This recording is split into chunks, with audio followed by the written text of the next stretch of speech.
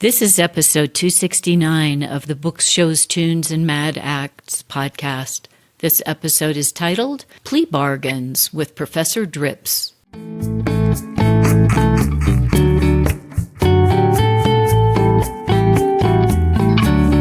Hello, everyone. Welcome to Books, Shows, Tunes, and Mad Acts. I'm your host, Jennifer Crittenden. Books, Shows, Tunes, and Mad Acts is brought to you by Discreet Guide, the training company for improving your speaking and writing skills. Thank you for joining us, and tune in on Mondays for new episodes.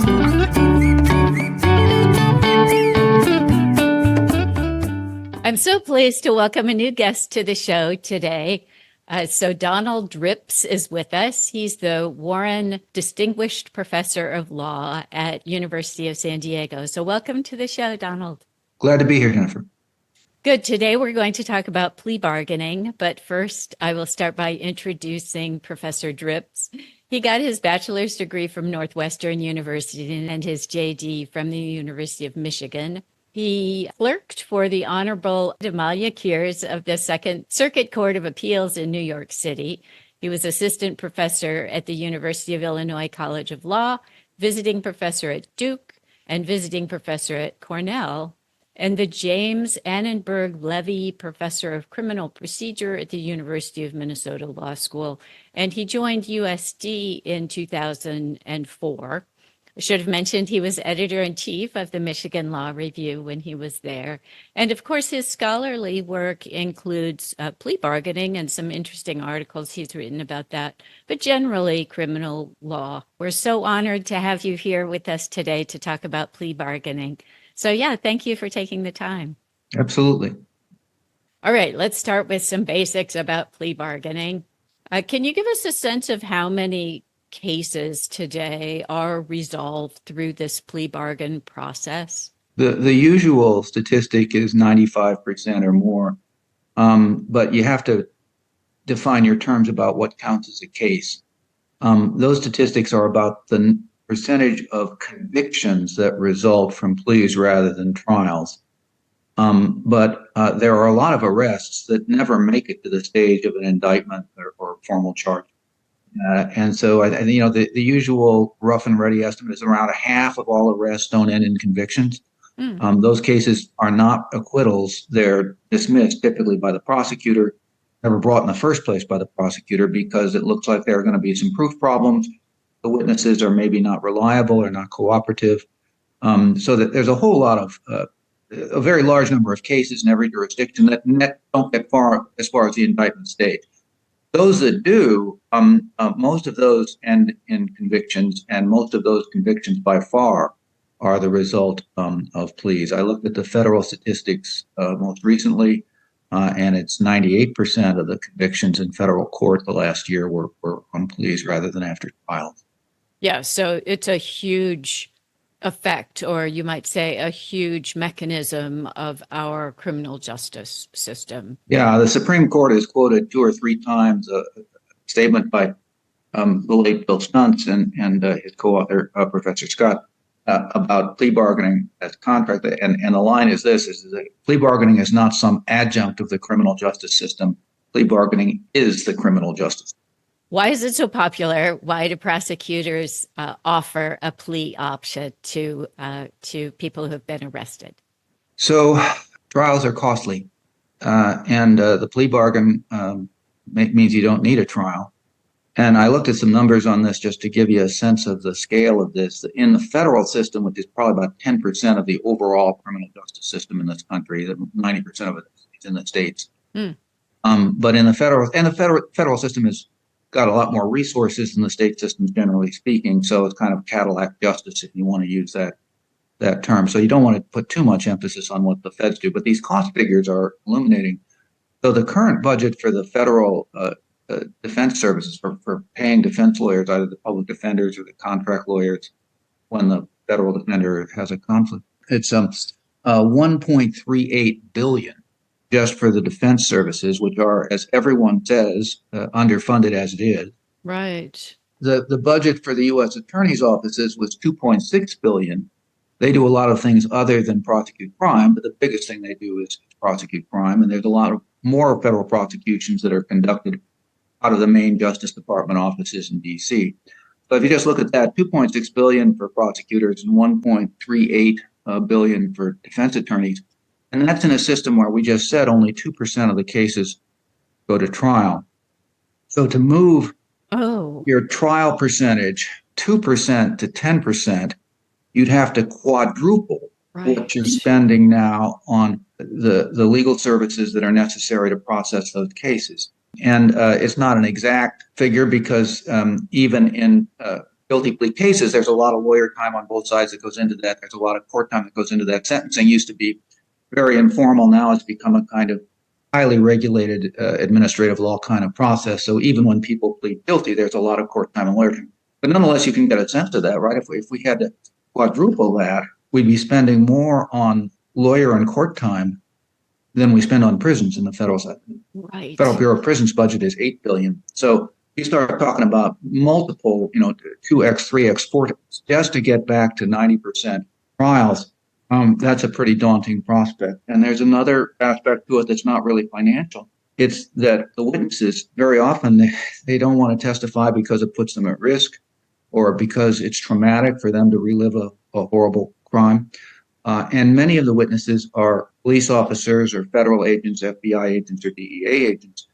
And all the time that they spend testifying in court is time they could otherwise be out on the street fighting crime.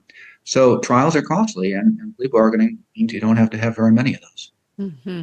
It's quite eye-opening, isn't it, that in fact, it makes you realize that plea bargaining, and we might arrive at that point during our conversation that what's the alternative, right? Yeah, I mean, we might not like what we're That's always a harder question. Right, yeah, exactly. That's always a hard question. Yeah, exactly. All right. And so why would an accused person accept a plea? Well, because it's in their self-interest. They're competent enough to stand trial. They're competent enough to enter a plea. They're advised by counsel. And it's in their best interest to take the plea deal. Carissa Hessick is a professor at the University of North Carolina. She just published called Punishment Without Trial. And she says there that, there's no absolutely firm statistic on it, but the trial penalty, the additional prison time that you do if you go to trial and lose is 3 times the sentence that you would get. Wow, it's a lot. Yeah. And a lot of that is not done by judicial discretion. A lot of that is done by prosecutors adding or dropping charges. Some of it is done by judicial discretion, but nonetheless, you factor that in. You say, well, a lot of times the guy, I'm going to use a male for the criminal defendant here because that's statistically, accurate. I mean, it's like 90% of criminal defendants are male, but obviously there are some females in there, of course. But the guy will say, will look the lawyer in the eye and say over and over again, I didn't do it. And then the lawyer will say, well, maybe I believe you, but the jury is not going to believe you against the testimony of the agents or the police officers. They say you were found with the drugs and the gun or whatever it is. And if you take the deal, you'll be out in time you'll be out in your 30s. If you don't take the deal, you'll be out in your 50s. And the denial mode starts to break down at that point, and people are willing to admit some degree of guilt. Some of them, of course, maintain their innocence all along, and that's a different kind of case. But the rational, self-interested thing for most defendants who plead guilty is to plead guilty because they don't have much of a chance of winning the trial, and the consequences of losing the trial are very harsh. That said, there are some cases where the prospect of acquittal is higher than others. Sexual assault cases, domestic violence cases, organized crime cases for different reasons. Sexual assault cases, there's a tendency to blame the victim on the part of the jury and all. And so the defendant accused has a better chance of an acquittal at trial than in some of the other cases. Domestic violence, the victim, I know he's changed. They're back on team, and she won't testify when the trial comes, either because she's intimidated. Again, the pronouns here could be he or she. You could flip it if you want to, but statistically, most of this is he and she. And she will not testify when the trial comes around, even if he said all along that she would, and prosecutors and judges get used to that, and they're reluctant to go forward with those cases when they have doubts about whether the witness will ultimately testify. In the organized crime cases, it's more sinister. the witnesses aren't going to cooperate because it's risking death. So in all those cases, you might have people decline to plead guilty until the latest possible moment because they're waiting for the witness non-cooperation problems to cause the prosecutor to drop the case. And those are the cases where maybe not the organized crime cases at an actual trial, maybe not the domestic violence cases at an actual trial. The sexual assault cases at an actual trial, there are an awful lot of jury acquittals on records that many of us would think would justify a conviction. Right. They have reasonable doubts that many people listening to the testimony would not think are reasonable. Yeah. Well, this is the juries aren't perfect either, No, right? they're not.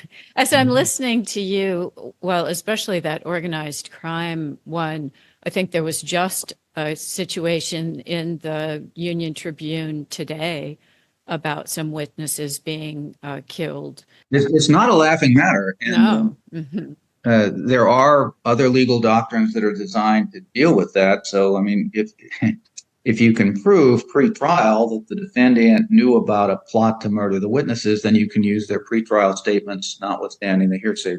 And of course, witness intimidation and murder are very serious crimes of their own. But nonetheless, it's very risky business, sometimes even for the families of the potential witnesses. So it's a very serious matter indeed. Yeah, and I'm struck as you're describing these situations, sort of the other cases, if you start breaking the cases down, how many people in this whole thing are weighing the lesser of two evils, from the prosecutor to the convicted person to the potential witnesses. Yeah, none of these choices are good. Yeah, and one thing that comes out of those witness problems that's not obvious but important is that a great many cases are based on officer testimony or agent testimony because you know that your officers will show up, you know that your agents will show up, and the bad guys don't lay a glove on the police officers or the federal agents. That's extremely bad for business. So the substantive law creates these kind of proxy crimes that we're going to prosecute you for this conduct, which we can prove because we think you're involved in a lot of stuff we can't prove. So think about the possessory offenses like drugs and felon in possession of a firearm. Those are cases where the guy gets caught with the drugs or the gun by the police, and it's found in the search incident to the arrest, or it's found in the frisk. And the only witnesses that are required to prove that case are the officers themselves. And so there's a bias on the part of prosecutors to favor that kind of case because you can get a conviction at trial. Your witnesses will show up. They will tell the same story they put in their reports. And that's an easy case to prove and a hard case to beat. And when defendants are looking at that kind of case, you're going to see very, very high percentages of guilty. Right. Again, because they're weighing the odds. That's exactly correct. I thought it was very interesting to come across this term as I was reading about plea bargainings of self-conviction. And so tell us what that means.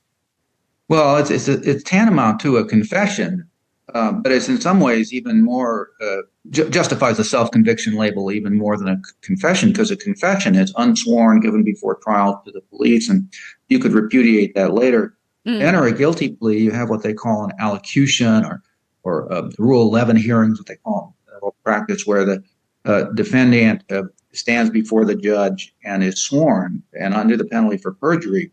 And the judge goes through the list of the rights the defendant is giving up, the right to retrial, so the right to not testify against yourself, the right to counsel at trial, a whole long list of procedural rights.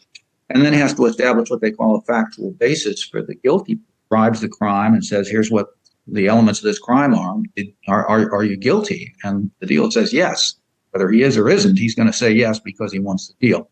And so it's sworn confession of guilt in open court in a kind of inquisitorial procedure. It's very reminiscent of the Star Chamber in that respect. What's the Star Chamber? Well, the Star Chamber was an English court that did not use trials by jury and interrogated suspects under oath without telling them what the potential charges were. Oh. And the Star Chamber didn't use torture. They didn't have to. They relied on their interrogators to get the truth out of the suspects. And then they had to swear to that in front of the Star Chamber before they were sentenced.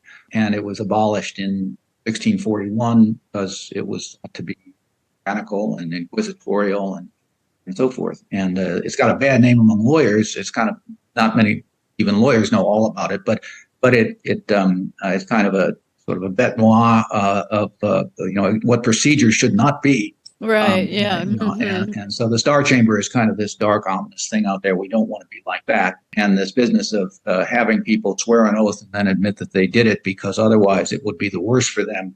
That really does, as I say, that's reminiscent of Star Chamber.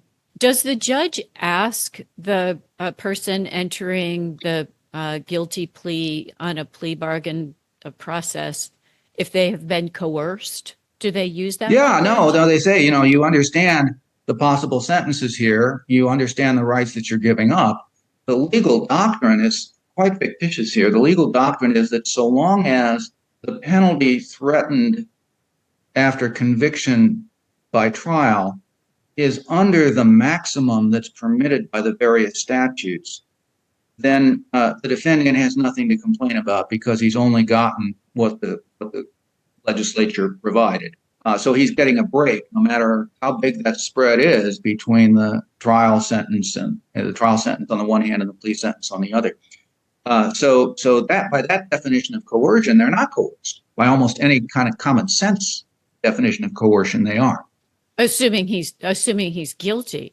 Well, assuming he is likely to be convicted at trial. Yeah. And that's a better way to put it. Yeah, that's a somewhat different question. Yeah. So, to get into the weeds a little bit here, I just want to make sure that I've covered this idea of having this person stand in court before a judge and swear this because it's in his best interests, even though everyone involved might know that he is lying in order to avoid a worse penalty. Yeah, I would say I'd be careful about that. Okay. Even the defense lawyer who has been told in confidence and with complete earnestness by the defendant, I didn't do it, but I'll take the plea if that's the best thing to do. The defense lawyer doesn't really know the defendant is innocent and may not, in fact, believe it. And that goes double for the prosecutors and the judges. The prosecutors firmly believe the person is guilty and that they're really cutting this guy a break by coming down on the charges. And the judge assumes, well, there's a defense lawyer over there too, and the prosecutor knows a lot of stuff that may not be admissible in evidence and certainly has enough evidence to threaten a conviction at trial. And defense counsel has advised the man what happened, and if anybody knows whether he's guilty or not, he does. And so it's possible, it's not unheard of for innocent people to plead guilty to get the benefit of the deal. But to say that everybody knows he's lying, that's just, what everybody knows is that some percentage of the defendants who make these sworn representations are doing so when they know those representations not to be true, because it would be catastrophically self-destructive to tell the truth and hold out for trial. Yeah, sorry, I think I misspoke. I meant to say that there was a possibility that. Everybody knows that, right? Everybody knows that. Yeah. And then is there ever, to me, the idea of committing perjury is fairly serious. Well, first off, so this gets into people who are innocent and plead guilty, and that's not unknown. There are 841 after guilty plea conviction exonerations in the National Registry of Exonerations. And we can get into the details of those cases in a minute. But to your point, it was technically perjury to swear in open court that you did it when you knew that you didn't. But no prosecutor is going to charge that because they don't want to raise disincentives for people to plead guilty. They don't want defense counsel to say, well, all right, look, if you're really serious that you didn't do it, you can't plead guilty because you'd be committing perjury. I can't counsel you to do that, and you might be prosecuted for it later. Now, there's an interesting question. I think, there's a tension between the traditional substantive criminal law rules and what goes on in plea bargaining. If you were prosecuted for perjury to avoid 10 years in prison, you lied to avoid 10 years in prison, would that be subject to a duress defense or an entrapment defense? It's not clear that you could actually get a conviction even if the charge were brought. I see. But of course, it could be under duress for purposes of the substantive criminal law, but voluntary for purposes of the criminal procedure. Right, depending on which lens you look at it through, right? Exactly. Yeah. Exactly. Yeah. Yeah. Very, very interesting. Okay, so now I want to move forward, get into the weeds a little bit more about the plea bargains.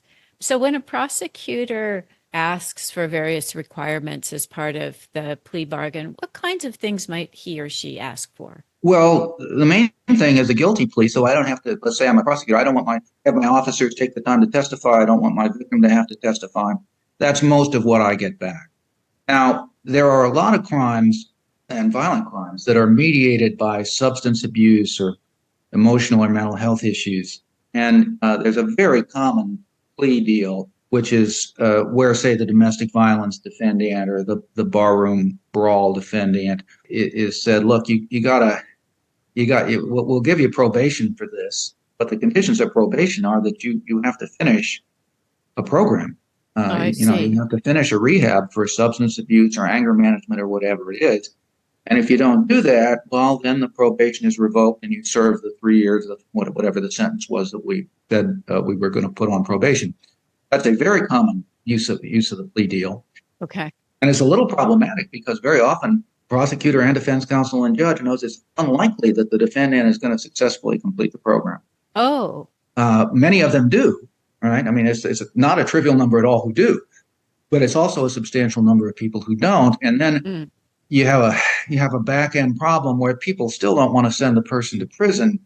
They'll put them in another program and so on until finally they get to a point where we've tried everything we can and now you have to go do the time that you bought when you made the crime. So that sort of compelled participation in some kind of rehabilitation treatment program is one of the benefits that a plea bargain for a probationary sentence can have. Now, you could get a probationary sentence like that even after a trial conviction, but it's a very, very common a plea arrangement that basically says you can stay out of prison, but you got to straighten up and fly right. yeah. So this is tricky. So, right. So you do a plea bargain, but it's contingent on certain things. But now, as you said, now you have a back end problem. What if they Yeah. don't? Yeah, Right. exactly. So I mean, the plea bargain is completed when the guilty plea is entered, and the judge then imposes a probationary sentence.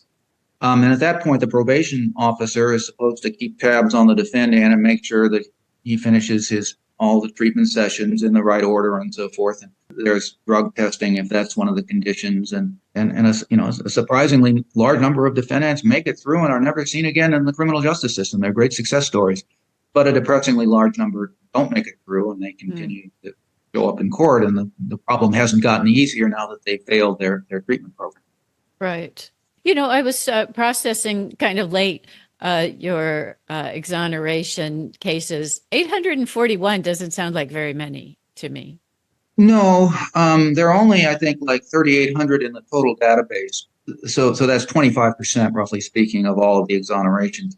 And it's hard to square that with 95% of the convictions come from guilty pleas, but only a quarter of the exonerations come from guilty pleas.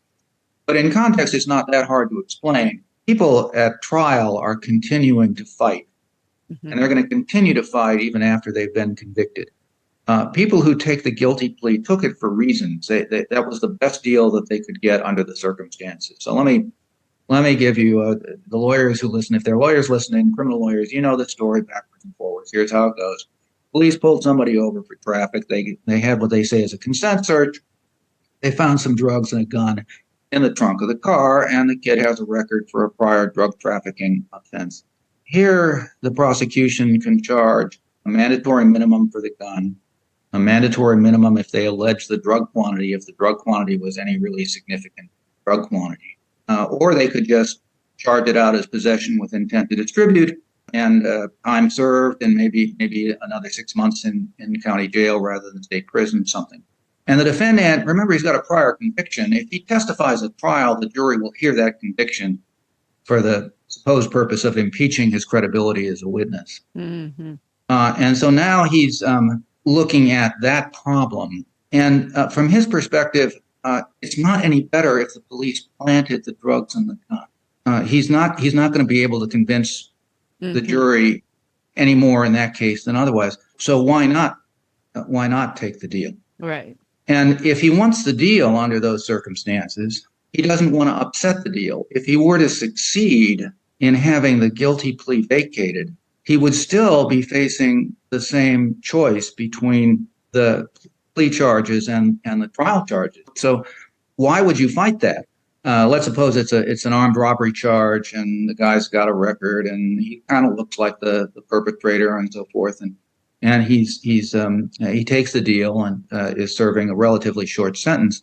And now some other fellow confesses to the police that oh no, I did that robbery. It was this particular name. Well, the prosecutor doesn't have to believe the third party confession, and many of those are not true. So her right to say, if you withdraw the plea because of after discovered evidence, I'm going to reinstate the trial charges, which carry a much higher sentence. Right. So if you really want the benefit of the deal, you're not going to complain about the deal right downstream. I mean, life has gone on, and you've finished your substance abuse program, or you've served your relatively short sentence, and you're out.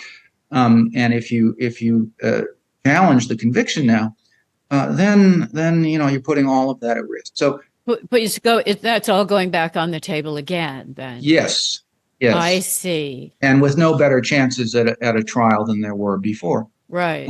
So where do these exoneration cases come from? In the trial exonerations, the causes are there's a lot of mistaken eyewitness identification. There's a lot of withholding of exculpatory evidence, and there's a lot of inadequate defense representation. Now, in these guilty plea exonerations, the details are quite different. So the offense in a lot of the trial exonerations is murder or sexual assault. That's a very tiny minority of the guilty plea exoneration. Okay. 80% of the guilty plea exonerations are in drug cases. Amazing. And 60% of those, when I did the numbers on this for a conference just recently, 60% of the after guilty plea exonerations are what the National Registry classifies as no crime cases. And the only way there could be an exoneration for a drug offense in a no crime case is if the informant or the police officers planted the drugs. Okay. And then this gets rolled up by a separate investigation, either by the federal people or by internal affairs. And prosecutors find out that there were police who were causing a problem, and they go back and reopen those cases, and they throw a lot of those cases out then. So in that situation, it's kind of like the defendant took the deal. He knew he was innocent. He knew he couldn't prove it. So he's serving his time or is out now and dealing with the consequences of the conviction on his record. And then it turns out that the police are brought up on charges, are being prosecuted, and the various cases that they did are under review. And he contacts his old lawyer, and they go back in and they do it. So that's a very unusual situation. I mean, he had to plead guilty, and then it had to be for something that was discovered not by you, yeah, right, but by other law enforcement. Yeah, it was just sort of an accident. Exactly. So we know that it's possible that it's for rational people who are innocent to plead guilty, and I'm sure it happens much more often than those 841 cases over the last 20 years. I have no doubt about that. How significant it is another question. Right. For a case to be in that 841, it has to be a pretty extraordinary set of circumstances. Very, very unusual. Okay, gotcha. Thank you very much for explaining that. That's quite interesting. Putting ourselves in the shoes of a person who's been charged with a crime and you get offered a plea bargain, should you consult an attorney?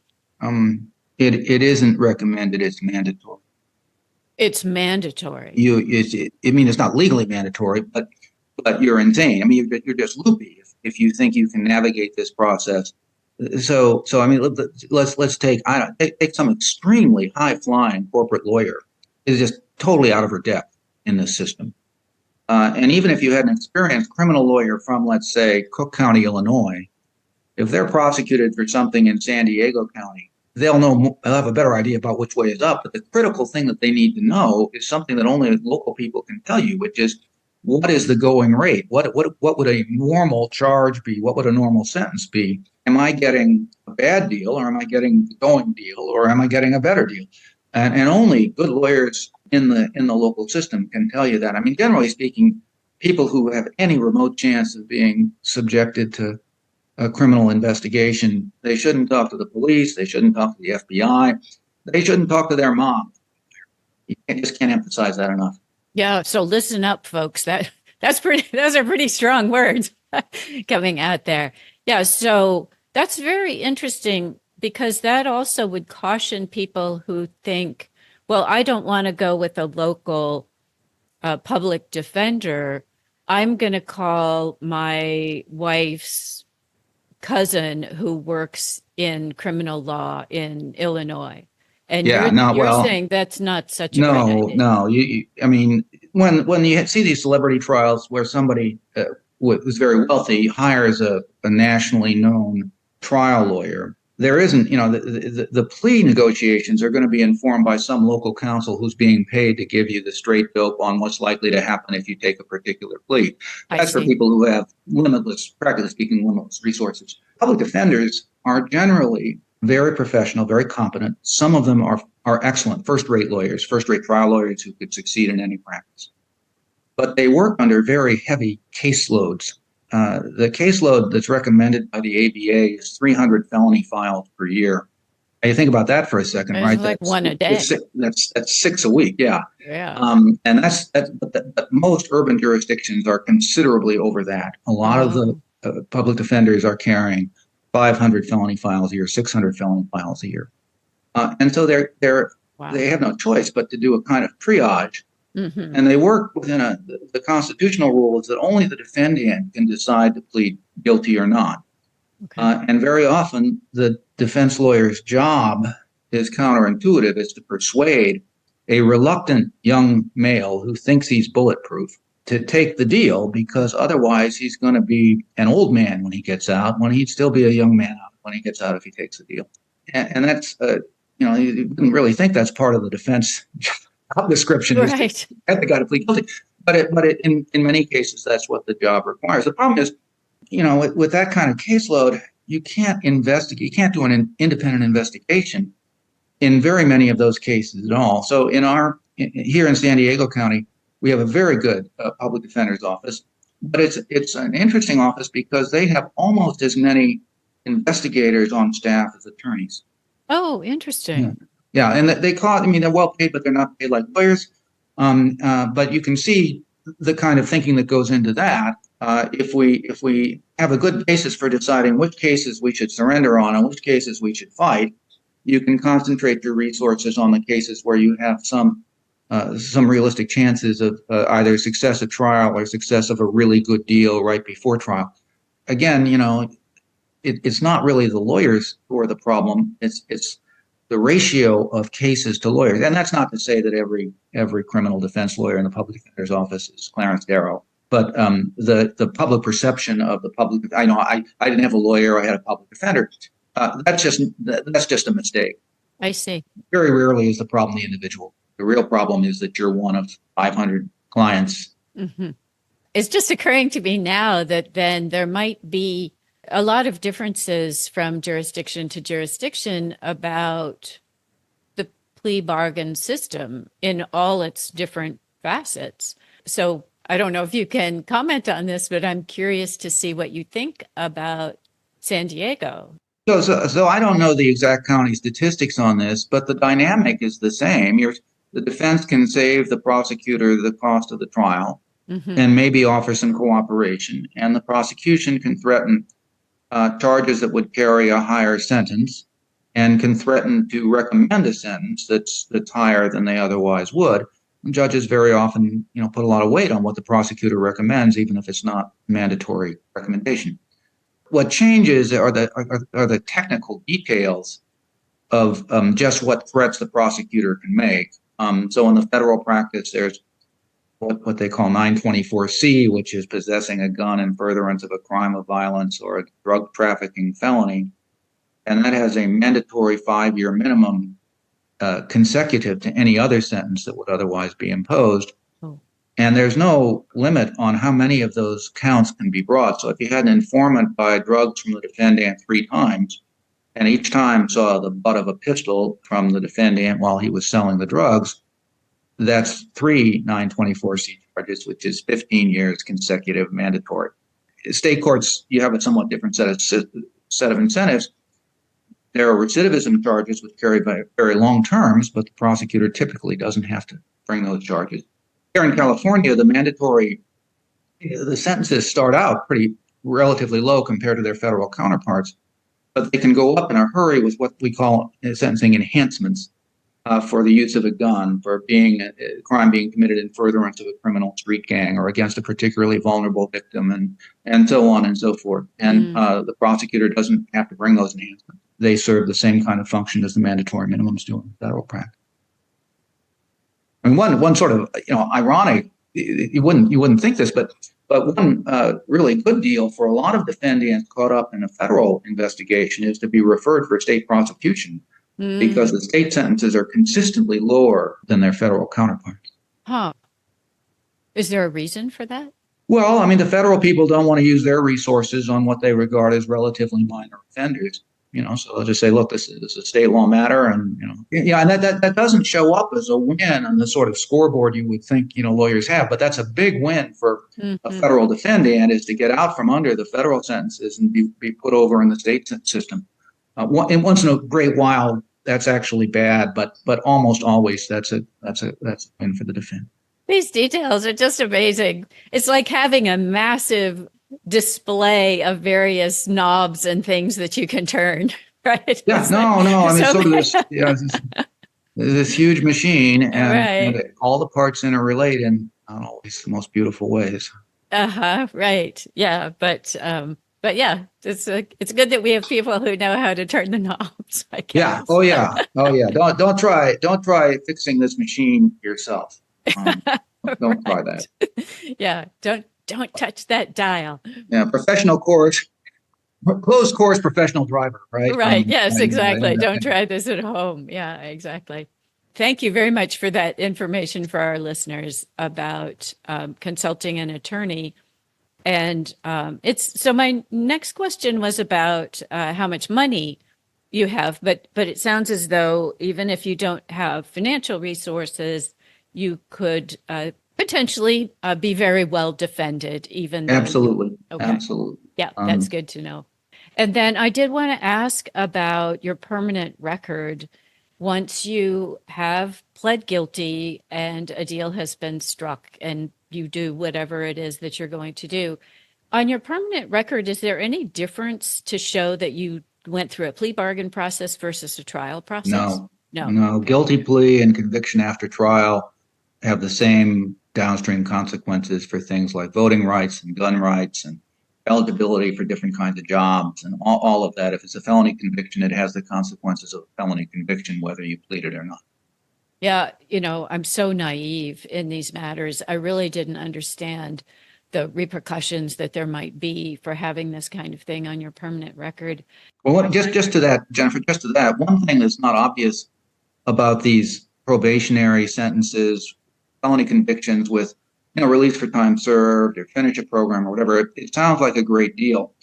But if there's another conviction downstream, a lot of the severity of the sentences depends on your criminal history. And so every one of those convictions is making you more vulnerable to a long sentence at some point downstream. But it doesn't matter whether for that purpose or for any other, it doesn't matter whether it was entered on a plea or after a trial. Yeah, I'm a bit curious sort of philosophically how you feel about that. It's interesting to me that it's not, that each case isn't tried on its individual merits, but that your history is considered. Is there a philosophical justification for that? It's almost as though it's assumed that you sort of got off easy before. Well, there are two kinds of reasons you can give. One is a utilitarian argument that the more often you've done it, the more dangerous you are. I see. If you are strongly impelled, if you have a strong predisposition to commit a particular kind of crime, then we have to take you out of circulation, incapacitate you to protect the public. The other is a more retributive argument, which is that you made a very bad decision. We told you it was a bad decision. Now you have more information, and the next time you made the same decision, it's even worse. It's one thing to be reckless and naive and do something impulsive. And then if you've already suffered some very serious consequences for that, you're being persistently perverse and deserve more punishment. I'm not sure how much stock to put into either of those reasons, but most all legislatures and all judges and all sentencing commissions seem to think there's something to at least one of those. Yeah, right. Yeah, it's interesting. It's not taken like a transaction. Like, yes, you did It's this, not you no, it's get not, yeah, that. It's not it's like not, that. yeah, Yeah. Uh-huh. it's not a one-off. Right. Yeah, exactly. And also that it's not seen as, I mean, it's almost as though there's an attempt to characterize people who need to be removed from the streets. And so what data are we going to use to make that assessment? That's precisely correct. It's not what I would have thought, I guess. Yeah, kind of interesting. So now we're going to talk about some of the downsides. If you refuse a plea and you insist on a trial, as people are weighing their options, how long might you wait in jail before you get to your trial? There's no fixed answer to that. Most defendants, even in felony cases, are released either on recognizance or on some set of conditions to assure their appearance. But many are not, and they're detained as flight risks or threats to the community. Or here in California, where we have cash bail, they can't make the cash bail, and so they sit in pretrial detention waiting for trial. And many of those defendants, advised by competent counsel, will plead very, very early. They strongly suspect they're going to get convicted, and the sooner they get this over and done with, the better.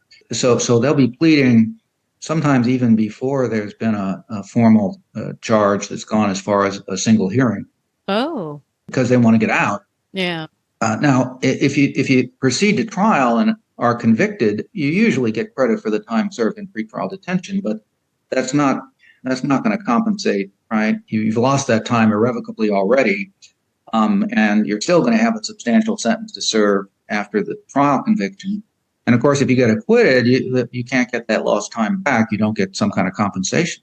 It's really quite coercive, if you say, I mean, maybe in legal terms, because the detention is justified by the applicable statutes and the statutes are not unconstitutional.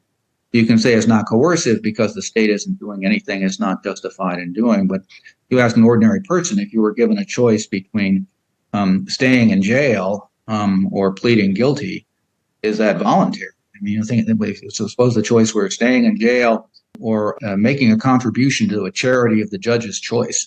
We'd say that's coerced. Yeah, I was going to say, wait a minute. But this is thought to be different. So that's a serious problem. And in fairness, a lot of trial delays are requested by the defense for one reason or another. So that period of pretrial detention is not entirely on the agents of the state. But nonetheless, to say that you can get out, but only if you plead guilty, call that a voluntary plea is something of a legal. So mechanically, if a defendant is in the process of denying offers, right, where you get, no, and so you're in jail. Okay.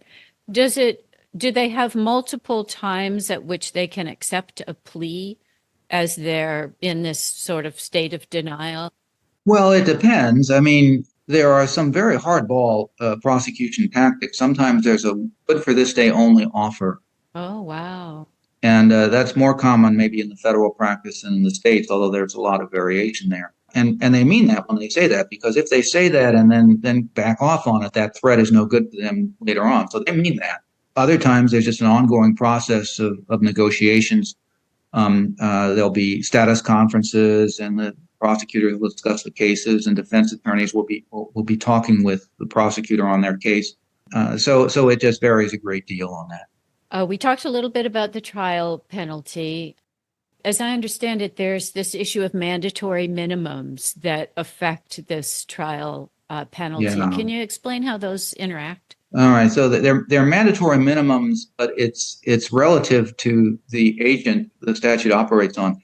If the defendant is convicted of a statute carrying a mandatory minimum, the judge has to impose at least that much time. And these mandatory minimums come from legislators? Yes. Okay. So it's law. Yeah. So the sentencing guidelines in the federal practice, the judge can come down from the sentencing guidelines because those are just advisory now. But the judge cannot come in below the mandatory minimum. And so you see an awful lot of sentences in the federal practice that are, the minimum period. right? The lowest I can possibly go I from see. the judge. The state systems, again, have their own mandatory minimums, but they all have this feature in common that they're mandatory after conviction with respect to the judge, but they are not at all mandatory with respect to the prosecutor bringing the charge. Right. So that in effect, they amount to a delegation from the legislature to the prosecutor of the power to set sentence, Bypassing the judge. bypassing the judge. Now, of course, Yeah. it's true, there has to be a conviction, but you remember that once you get past the indictment stage, a very high percentage of the cases end in convictions. And, it could still be appeal, but very, very few cases are reversed on appeal. And even when they are, there could be a retrial with the same result. So in effect, the prosecutor is in control of the sentence in those cases. And many of us find that very troubling. Mm-hmm. And I think outside of legislatures listening to prosecutors and prosecutors themselves, the informed consensus is that these are a very bad idea. And the American Law Institute Model Penal Code revision, which was finished about 10 years ago, its sentencing provisions, they said, you should not have any mandatory minimums at all, but then gave a procedure. If you have to have a mandatory minimum, here's how you should do it. And I know where they came from originally. They came from the sense that some judges are too lenient and others are very harsh. And so this at least gets you some standardization and prevents a slap on the wrist kind of sentence. But these days, there are sentencing guidelines, and the prosecution can appeal from a sentence that it thinks is too low. And so the idea of some eccentric, bleeding heart liberal judge letting people get very light sentences for different crimes, that may have been true at some point, but it's just not the legal environment today. So the justification for these is it's an efficiency justification primarily for coercing, in a practical sense, coercing cooperation from people in these organized crime cases who have very good reasons not to cooperate, but when they're told it's 25 mandatory minimum, and the judge might go up from that, then they're willing to think about cooperating. And that's troubling because it seems that it's what they call the cooperation paradox in the literature on plea bargaining. The people who have the most to bargain with are people who have information the government wants. Right. Those people tend to be at the top of the gang pyramid, not at the bottom. Right. So the runners and the lookouts and the couriers get the mandatory minimum, and the managers and organizers and financiers get told, look at what happened to those people. You don't play ball with us, you're going to get the same. And the result of that is very often the least culpable people get the longer sentences. Right. And that's I'd use the word that comes to mind, but it's not a very legal word. So that's perverse. Let's put it that way. That's perverse. Yeah, how interesting. But it does seem to me also that a knock-on effect then is adding all this power to the plea bargain system because to the prosecutor's office, absolutely. Mm-hmm. And there's a lot of debate about just how much hegemony prosecutors actually have. They're repeat players in a system where the judges have a lot of pushback power on prosecutors. If they think it's an overcharge in one case and you force me to give a mandatory minimum, you might not win another evidentiary ruling in my court for the next 3 years. Someone's keeping track. Nobody says that, right? Nobody says that, but it's understood that if I'm the judge and I think there's an overcharge, there will be consequences for the office. But of course, that's doesn't help the guy who's looking at the mandatory minimum now. Mm-hmm. Even without the mandatory minimum, prosecutors have an enormous amount of leverage to raise the maximum. So I'm one of many vocal critics of the amendments. Yeah. Mm-hmm. Well, it's also worrying to me. I just sort of imagine politicians using this as for proving how tough they are on crime, right? There's a lot of that. It's gotten so far that there's been some pushback even in Congress. There was the Safety Valve Act in 2010, and then in 2018, the First Step Act, which was signed by President Trump, which rolled back some of the harsher consequences of federal sentencing. But there's still an immense amount of power to influence sentences on the part of the prosecutors. The subtext here is that the legislatures don't expect these sentences to be inflicted very often, but they expect them to be threatened very often. Mm-hmm. And that gets you guilty pleas, that gets you cooperation, and you don't actually see the sentence imposed. Mm-hmm. Right. Yeah. It's a tool. That, yeah. I was going to Now, say it's a you know, coercive yeah, tool, right. but But yeah. but a sword will lose its sharpness if it isn't used occasionally, and so Right. there are people who really get hammered. But that's, I mean, I think the main function is in terrorem. Say that again. In terrorem, to terrify. The Latin there is right. It's to terrorize people, to threaten people. Yeah. I've still got more questions, but I'm running out of time. And so I don't want to abuse your generosity today with us. But I wanted to ask your opinion. Do you think that there are things that we could do to improve the system? And what might those be? So it's easy to criticize the system and hard to come up with pragmatic reforms that operate within the constraints of budgets and politics. Mm-hmm. One thing that's very widely recommended is to prohibit the entry of a plea until after defense counsel has reviewed the disclosure requirements under the discovery rules and the constitutional Brady doctrine. And many places follow that approach now. But it's not constitutionally required. It would have an obvious resource effect, but it's very hard for a defense lawyer to give informed advice about what might happen at trial unless you see what the government has and unless you see what the impeachment material on the prosecution witnesses is and the like. So I think that's something that could be done within the ambit of existing policy parameters. A second one is to get rid of as many of these mandatory minimums as possible. We don't need them. And it's wrong on principle, and it has some very perverse consequences. One, if you want cocktail party ideas, law professor ideas, I floated this idea some years back, which is to retain plea bargaining but transform it into final offer negotiations, like the salary negotiations in Major League Baseball for players who are still under what they call team control. And in that system, if the two sides can't agree, both sides give their last best offer to a referee, the arbitrator in baseball, but the judge in a plea bargain model like this. And the judge would not be able to bind them or change them or anything else, just has to pick one or the other. And say the least unreasonable of these is the defense offer or the prosecution offer.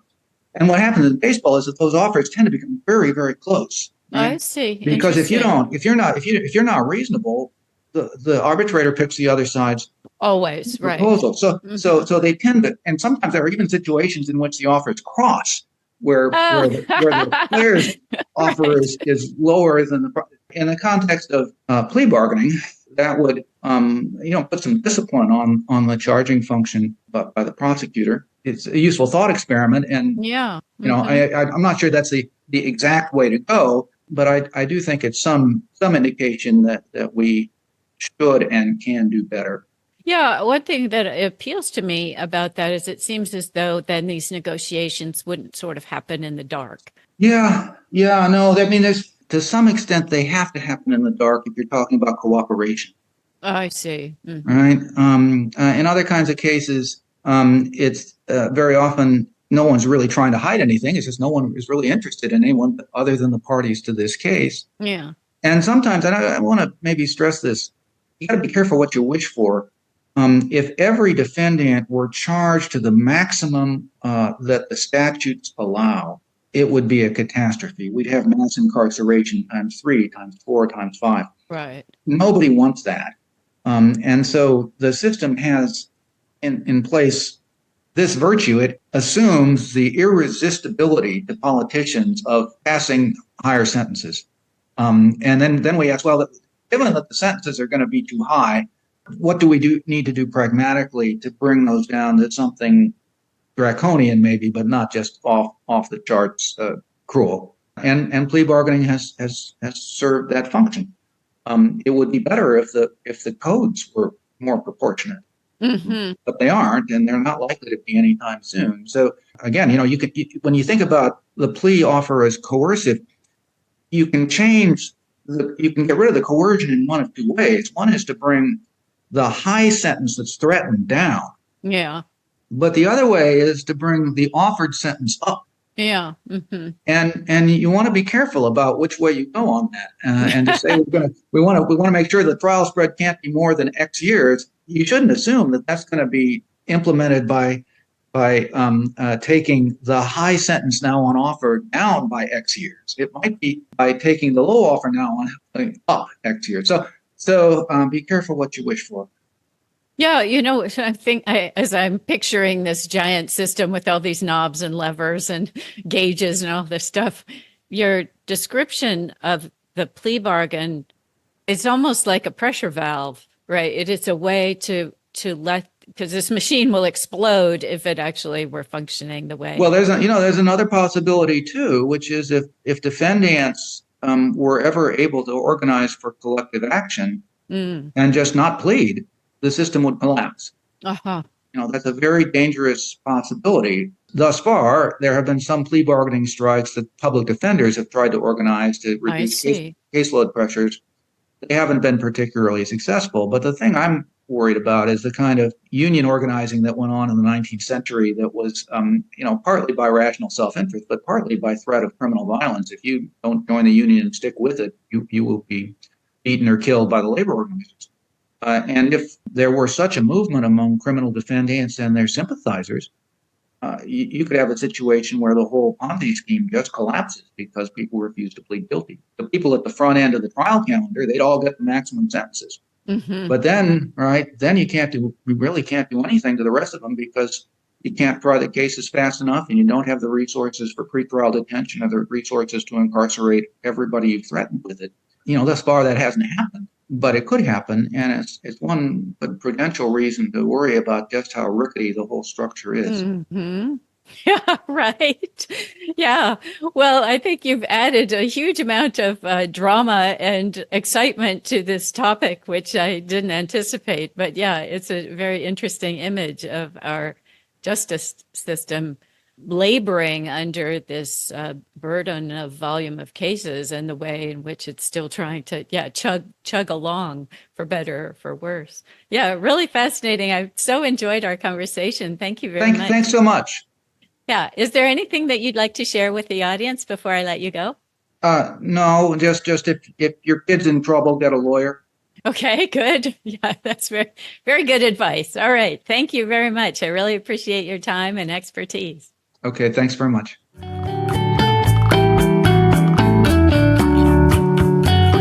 Thank you for listening. Our goal in 2024 is to expand our audience because we get such great guests. So we'd love your help in spreading the word by sharing, subscribing, liking, thumbs-upping, rating, and commenting.